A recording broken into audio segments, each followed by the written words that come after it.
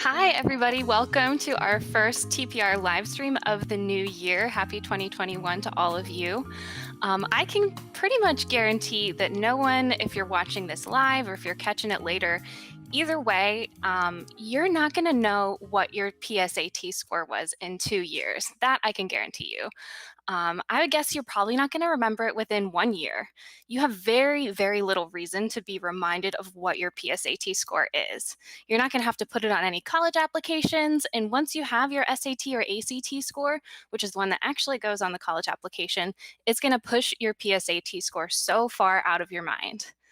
The only possible reason you might remember that PSAT score is if you are one of those recipients of the National Merit Scholarship, but most likely you'll just remember that you got the scholarship and not actually what your score was. So if you're not going to remember it, why does it matter? Your PSAT score is going to be the launching point for your SAT or your ACT prep. So today we're going to address this question, whether you were able to take the PSAT back in October and you got your scores already, or if you're signed up to take it coming up later this month. Once you have those PSAT scores, where do you go from there? Now what? So today we're going to discuss how you can use the PSAT to begin to prep for the SAT, the ACT, or both, and improve your chances of getting into college. My name is Kelsey. I'm an outreach specialist here with the Princeton Review. I also teach and tutor for the SAT and the ACT, the GRE, and parts of the MCAT. And I love sharing tips and tricks and just making these standardized tests a little bit less terrifying for a lot of people. And so I hope that you'll take some good tidbits away with you today.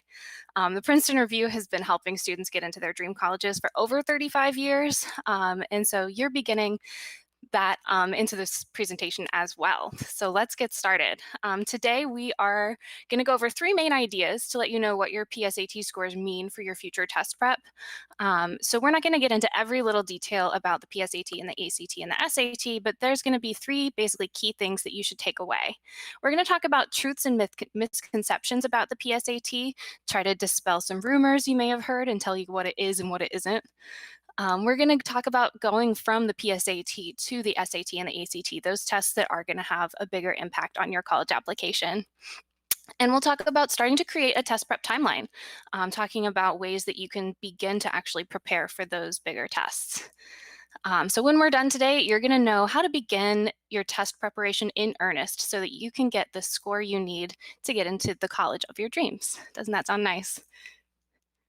So first off, let's dive into those truths and misconceptions about standardized testing. It's not just truths and misconceptions about the PSAT, but also with the SAT and ACT as well. I'm sure that you've heard plenty of them, that maybe your PSAT perfectly predicts your SAT or it determines where you can go to college. Maybe you've heard that certain schools actually have cutoff scores that students must have, or if you're a certain kind of student, you need to take this test or that test, or we're going to forget all of that. So let's take a step back and consider what these tests are actually going to measure. And so we're going to play a little game of true and false. I'd love to tell you that there are no wrong answers, but I can't. I can tell you that we've put these here because we see wrong answers all the time. I'm sure you've heard them, and I want to make sure that you know that they're wrong. So if you give a wrong answer here, there's a good reason for that. So first up is, do standardized tests like the PSAT or the SAT or the ACT, are they a measure of your intelligence? Are they on the same plane as an IQ test? Are they kind of quantifying how smart you are in some way or another? Do we think that's true or that's false? Yeah, a lot of people think so, right? But in fact, the PSAT, it doesn't measure your intelligence. How well you do has nothing to do with how smart you are or how creative you are. So what does it really test? PSAT just tests how well you take the PSAT. A 1500 means that you're a really good test taker, and a lower score means that you're maybe not such a strong test taker. It's a test of test-taking skills that measures your ability to take a test, and that's it. All standardized tests have to be this way because they're given to students all over the world who have taken different classes and are used to compare students with different academic skills and interests. So it's not an intelligence test. Does it reflect your high school GPA? Is there a correlation between test scores and the GPA that you have going through high school? Might sound plausible here as well, but this is also going to be a no, not at all. If you think about it this way, half of the PSAT is math, but half of your GPA isn't math. Math is one class among many other classes in high school. A student who's not particularly strong at math is going to do much worse on the PSAT than in high school in general.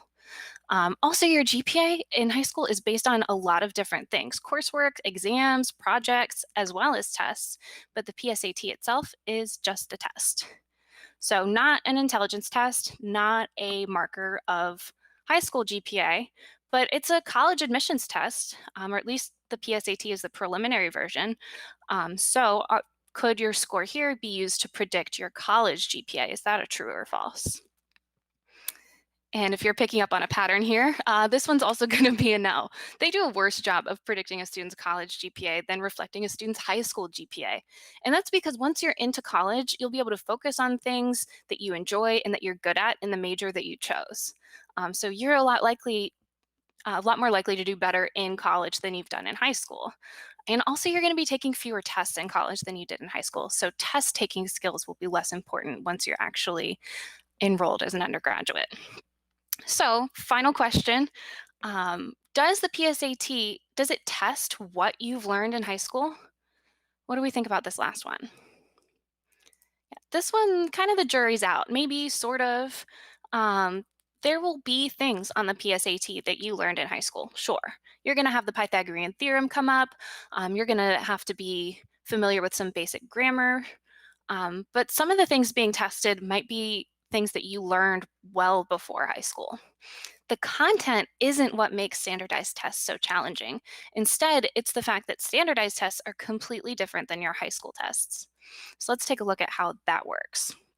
The tests that you're used to taking in high school are so different from a standardized test, like the ACT, SAT, PSAT, SAT subject tests, even AP exams.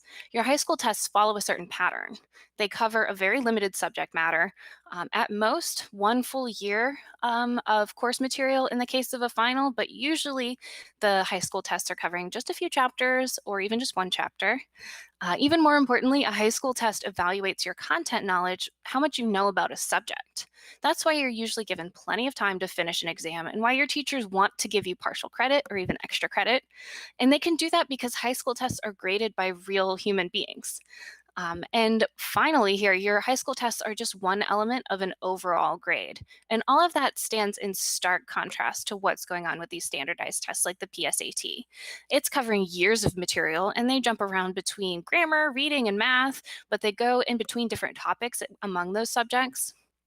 And in order to succeed, it doesn't really matter what you know, but if you can memorize details and use strategies. You also have to do all of that in a rigorously timed setting, and you need to make sure that you get the right answer and avoid the wrong answer because this test is graded by a machine, not by a human. And if all that isn't stressful enough, your score is going to be the only thing that matters at the end. There's no extra credit, there's no explaining yourself in a short essay. And that's kind of why the PSAT and these other standardized tests can be so challenging for students who perform well in high school otherwise. You've been learning one way to take tests your entire life, basically, and now you're being judged on something that's totally different. And it only makes it worse that standardized tests are so important in college admissions, right? So let's talk about another aspect of the PSAT. You have probably heard that it's promoted as a scholarship test, but unfortunately, very few students actually qualify for the National Merit Scholarship. Does anybody have a guess for what percent of students actually receive this scholarship? Of all the students that take the test, what percent of them actually get this National Merit Scholarship, which is kind of promoted as the whole reason that you need to take this test in the first place? It shakes out to actually be less than half of 1%. So let's break down those numbers in a bit of detail.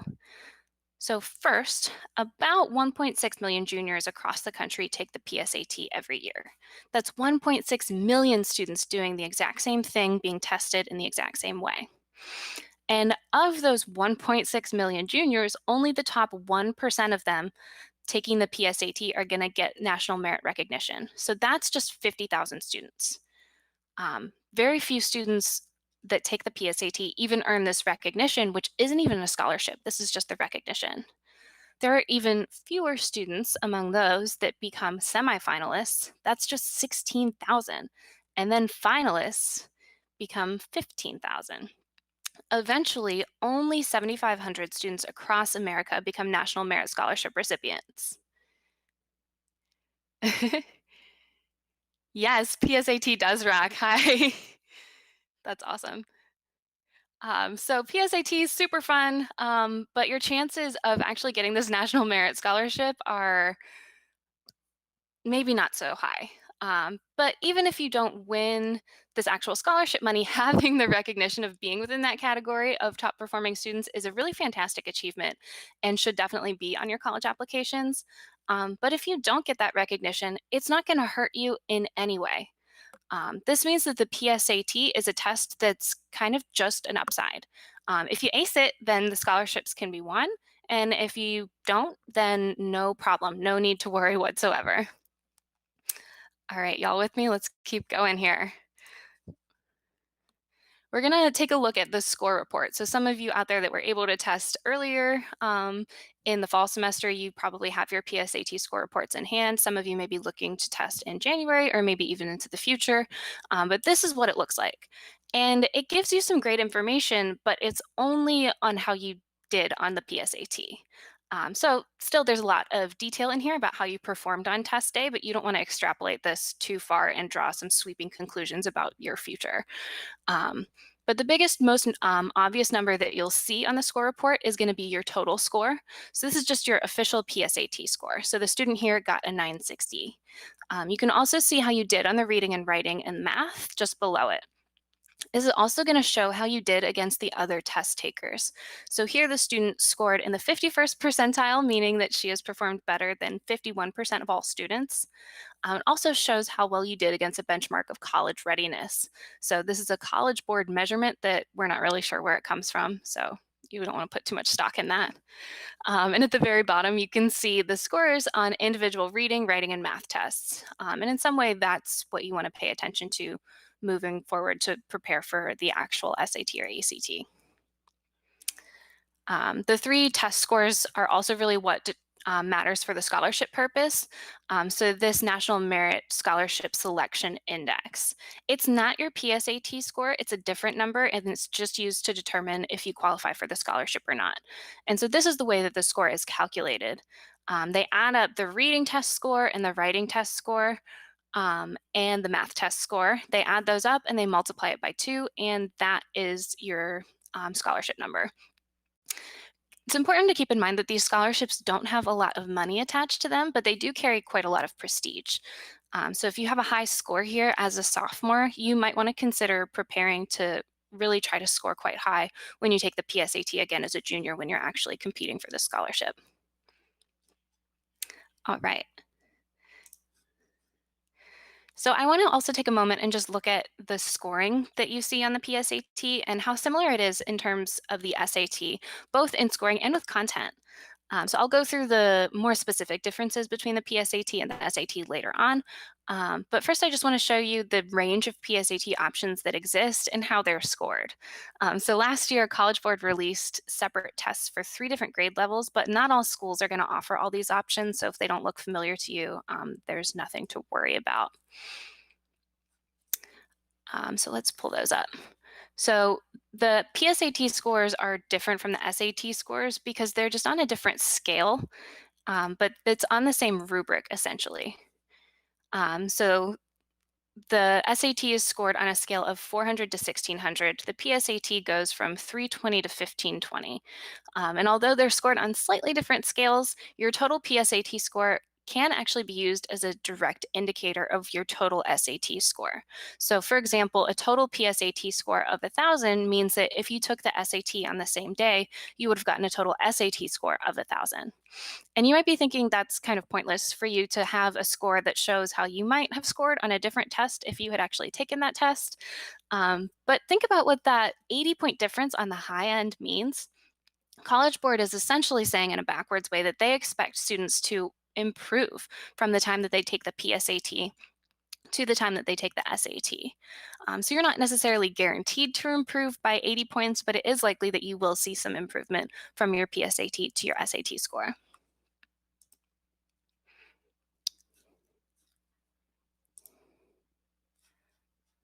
So if you take a look at this chart, you can see just actually how similar the PSAT is to the SAT. The content is actually surprisingly exactly the same. It covers the same material in the same order. The only real difference is that the PSAT is about 15 minutes and 15 questions shorter than the SAT, and the optional essay that shows up on the SAT isn't on the PSAT at all. So because they're so similar, this is actually really great practice for the SAT. You've basically already taken nearly the whole test under timed conditions. So it's a really natural thing to go from the PSAT to the SAT because they do have quite a lot in common. So for most of you, like we said, the PSAT score will not mean very much at all in the long term. But you have taken a test that's already quite a lot like the SAT. And that gets us to one of the best things about the PSAT. Its real value for anyone is that it provides a really solid opportunity to launch your SAT and ACT preparation. So, looking broadly between those two tests, the SAT and the ACT, they're quite similar. The toughest parts of each test are shared between both exams. They both have over 3 hours of testing time. And keep in mind that nothing anybody normally does actually takes that long, right? Musicals have intermissions, football games have halftime, and the SAT and ACT aren't as much fun as either of those things. So you're testing for 3 hours while sitting in some uncomfortable desk chair, just sitting at a test booklet, really probably not enjoying yourself very much. So that's challenging. And unfortunately, it's not some boring slog either because they both have a limited time per question. So you're going to feel that stress of the clock ticking every minute because you need to be steadily making progress through each question the whole time you're testing. So you have to manage your time quite carefully on both tests in order to succeed. And the similarities are not just the things that make these tests difficult, but they can also give you an advantage, like the fact that they're both mostly multiple choice tests. Multiple choice questions can be annoying and frustrating, but they also give you a particular advantage, right? If you have four choices, you might be able to get the right answer because you're able to spot the wrong ones. We call that process of elimination, and you can use it on pretty much any kind of multiple choice question. So you definitely want to use that to your advantage on both of these tests. And finally, they do cover quite similar material. They both have a math section that covers high school math up through Algebra 2 with a couple of trigonometry questions. They also both have reading sections, which require you to read some advanced passages and answer complex questions about them. They also both have sections that require you to fix the grammar and structure within passages. SAT calls that writing and language, and ACT calls it English, but they're essentially the same thing. And finally, the ACT seems to be different from the SAT by having a dedicated science section, but the SAT reading has science passages in it that are actually quite similar to those ACT science passages in its science section.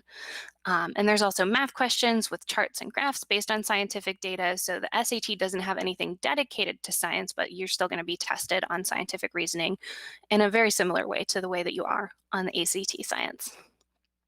So whether you're looking up against the SAT or the ACT or maybe both, you're going to have a long time sitting there being stressed out about each question.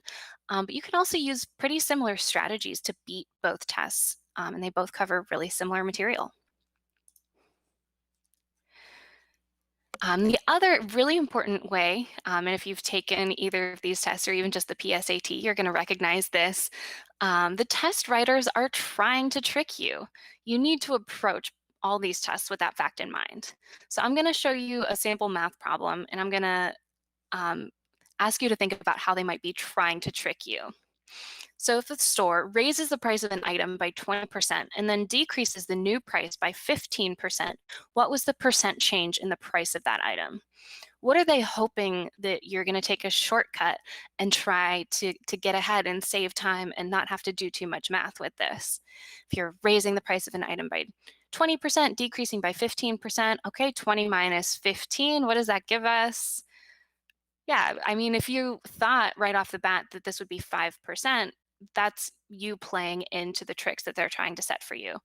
Um, the trap answer is 5%, but we can work through the numbers and actually solve this pretty quickly. So we don't know how much this item is, so we'll go ahead and just assume that it's $100. So if a $100 item is raised 20%, our new price is going to be $120, right? And then we're decreasing that $120 by 15%. And 15% of 120 is not 15, right? That's going to be $18.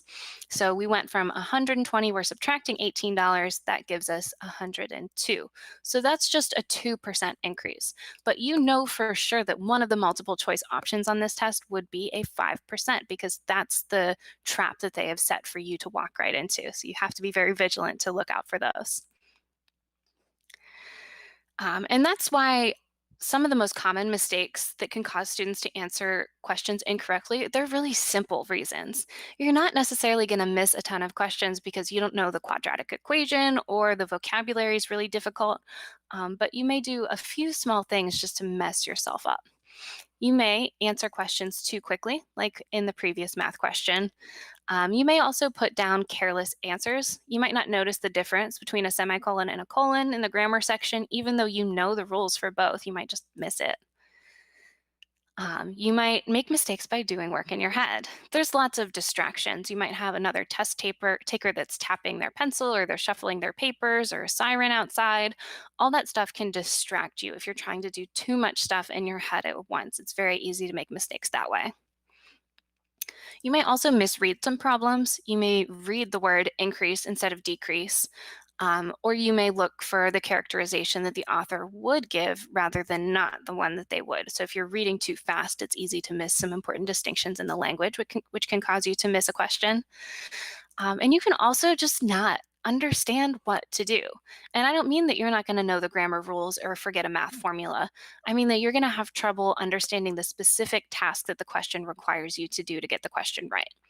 And so these are just a few reasons why it's really hard to get a perfect score on these tests. And it can even be challenging to get a high score. And it's even more difficult if you don't understand what a good score and what your goal score needs to be. So let's take a look at both the SAT and ACT scoring. It looks like they're scored in completely different ways, other than the fact that they're really weird scales. Have you ever been asked to rate a movie on a 400 to 1600 scale or judge a restaurant from 1 to 36? I hope not, probably not, right? But to understand why these scales look the way they do, you have to understand percentiles. When you get your score report from either the SAT or the ACT, it'll tell you what your percentile score is. And so that just means that your score is going to be better than some percent of all test takers. So the 50th percentile means that your score is better than 50% of the test takers. Also means that you've got an average score there. So that's designed to be a 500 on the SAT and a 19 on the ACT. Now, not every student in high school plans on going to college, and not every student takes these tests. So the averages are actually a 10, 40, and a 20. But even more important than knowing the average score is knowing percentiles. These tests are designed to push everyone into the middle. It's not some test where you can expect everybody to get every question right. Um, and so if we think about the percentage of students that actually receive a perfect score on any one section, it's really, really small. It's tiny. It's 0.1%. That would put you at the 99.9th percentile. Both tests using this distribution are kind of pushing students closer and closer to the middle of the percentages. So just 1% of students get a score above a 1500 or a 34. 10% get above a 1340 or a 29. And 25% of students are going to score above a 1200 or a 25. And the 25th percentile is going to be down to a 9, 10, and a 16. So if we think about that, all those numbers kind of put together, half the students that take these tests are going to score between a 9, 10, and a 1200 on the SAT, or a 16 and a 25 on the ACT. So let's get into this. I'm sure you've been thinking, what's a good score? And so what do you think a good score is? Is it a 1600 or a 1460 or a 31, 1140? What do we think a good score is on the SAT or the ACT? There's lots of good scores up on this screen, right? And the thing I want to point out is that a good score is just a score that's going to help you to be competitive at getting into your dream college. So it's just going to help you get into the college that you want to get into. So for some students, that will be a 1090, or for others, it might be a 1360 or a 25 on the ACT or a 31. But it's not about the number. These are just college admissions tests, and you need to make sure to use them that way. Not everybody needs a 1600 on the SAT to be able to get into a college that would be a great fit for them. So while these tests are just one piece of the admissions puzzle, they do sort of have these bigger implications, right? So here on this chart, we have some schools that are commonly applied to. It gives a sampling of where your scores can take you in addition to a really strong application. So these scores show the middle 50th percentile for incoming students at each school. So 25% of incoming freshmen had test scores below the lowest number, and 25% had scores above the highest number. So if you're inside the middle 50th percentile, you have a score that gets students into that college. You can find the median test scores for any college in America. We've got a great link at princetonreview.com/college education. Maybe Shadna can help drop that in the chat for y'all, so you can see any school's test scores, because it's really interesting as you start to prepare to know what your goal score needs to be depending on the schools that you have in mind. Thank you. All right, so we're going to move on to the final main point of our chat today, which is going to be creating your test prep timeline. So as much as you can use the PSAT as a starting point for SAT or ACT prep, you need to do it with the right frame of mind. You want to know when you should take these tests and how long you should need to prepare before taking them the first time. And the first step that you should take is to understand the role that standardized tests are playing in college admissions in the first place. So there's no mystery to what college admissions offices consider to be important. We know this. Every year, the National Association for College Admissions Counseling, they release a survey called the State of College Admission, and it just gives an overview of college admission in the US. In the 2019 survey, they asked colleges and universities to rank the top factors for admitting first-time freshmen. And it's no surprise what those big three factors are. Of course, they're interested in grades. Of course, they're interested in high school curriculum, in the classes that you got those grades in. You might also have heard this talked about as like academic rigor. And no surprise that the third is going to be test scores. And you may have heard a college admissions officer say that they care more about what you did over 4 years than what you did in 4 hours on a Saturday. But know that they also do really want to see how you did in those 4 hours on a Saturday. So think about what that means for you. You put so many hours into your high school GPA. It lasts 4 years, but you get a really tremendous opportunity to prepare for just those 4 hours and do quite a lot to improve your score and thus your chances for getting into college. So these tests are important just not for these admissions offices, but they're just a really fantastic opportunity for you to make a key element of your application stand out. One part of the survey asks institutions to rank their factors of admission by importance. So 90% of colleges ranked GPA as considerably or moderately important. 85% say your high school curriculum are in those two categories, and 82% ranked test scores as considerably or moderately important. So your high school transcript and your test scores are absolutely the most important part of your college application. Very few students are going to get in on GPA and test scores alone, particularly at those highly competitive schools. But it's hard to get in anywhere if your GPA and test scores are not within school's averages. So you need to do something pretty special in order to overcome lower grades and scores, and it can be done, but that's just something you want to keep in mind as you're starting to prepare for what that application is going to look like. Less important to college admissions offices are going to be your essays and your writing samples, recommendation, and class rank. Smaller schools are more likely to look at those things than bigger schools, but even those small schools are still going to be looking at your transcript and your test scores. And so they're the way that you really begin to make yourself competitive in the college admissions process. And I can sense maybe a question bubbling or something on the back of your mind, which is, what about test optional schools? And it's true, a lot of schools have recently gone test optional in their application process, but you need to know what test optional means from the perspective of those admissions committees. A test optional process doesn't usually mean test prohibited or that a school won't consider test scores at all. There are a handful of test blind schools that aren't considering test scores right now, but most schools do consider them if they're submitted. So, unless it is specifically labeled as a test blind or test free admissions process, you want to assume that any school you're applying to is going to consider test scores if you submit them. And at any test optional school, a good test score is always going to make a better application. And if two students have basically equal applications, but one has a solid test score and the other one doesn't, the advantage goes to the student with the score. You should also know that test optional doesn't mean the same thing everywhere. Some test optional schools are going to require scores for students applying to certain majors, or if you're coming in with a lower GPA. There's also test flexible schools, meaning they require some tests, just not the SAT or ACT. And the other key thing to keep in mind about test optional policies is that an application without test scores makes everything else that much more important. If your transcript isn't as impressive as your test score, then you should definitely submit that test score. And finally, if there's any school that you're thinking about applying to that does require you to submit test scores, then you're not looking at a test optional application process. You are almost certainly going to have to take the SAT or the ACT. And you might have noticed at this point that I keep saying SAT or ACT together. There's a pretty good reason for that. Every single school that does accept standardized test scores will accept both the SAT and the ACT. Schools don't care between the two. In fact, they just have a big chart that tells them what is the equivalent score on each test. Schools do know that a 1400 on the SAT is the same as a 31 on the ACT, or that an ACT score of 25 is about an SAT score of 1200. So schools do not play favorites with the tests.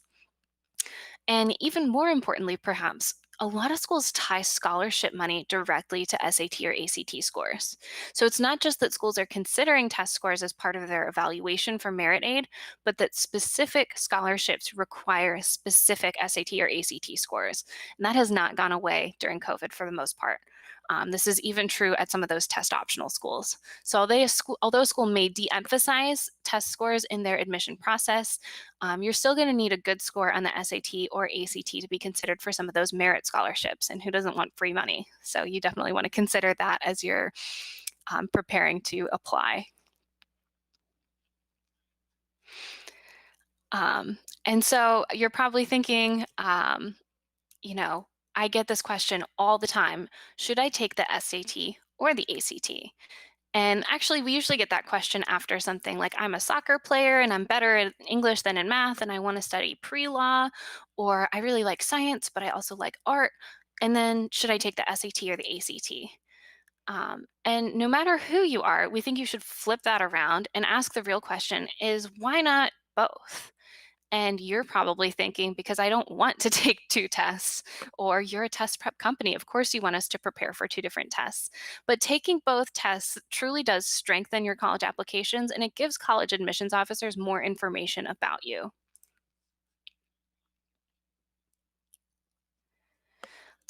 And there's so many ways to prepare for the tests. And now more than ever, you do need to start early. There's a lot of unpredictability about when you may be able to take a test.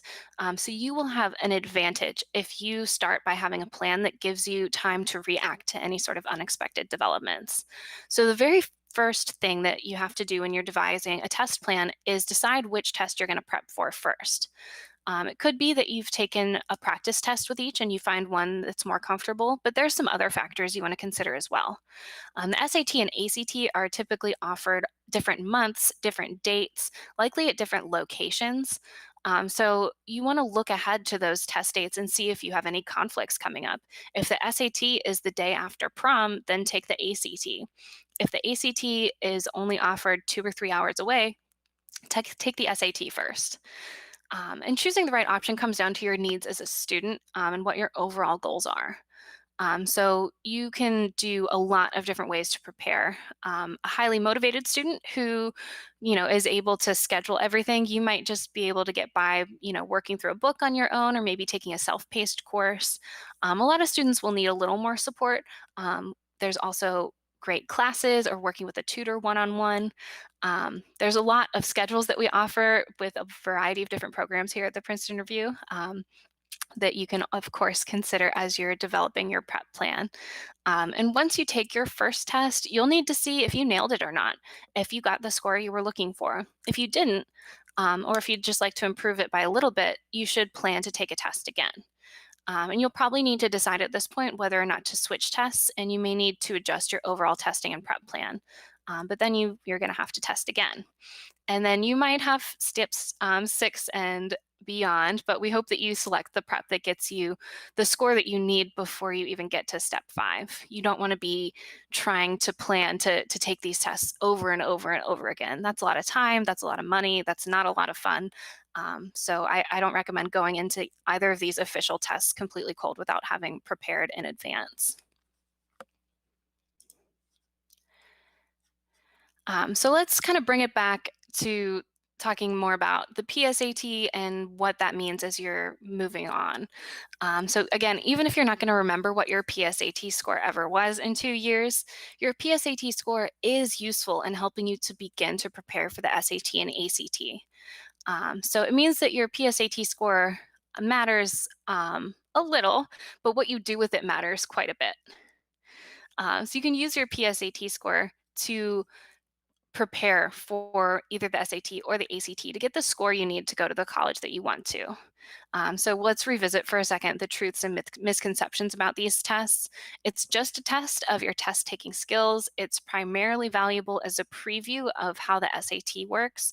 And so, because of that, it's perfectly fine to use your PSAT results to begin preparing for those bigger tests, the SAT and the ACT.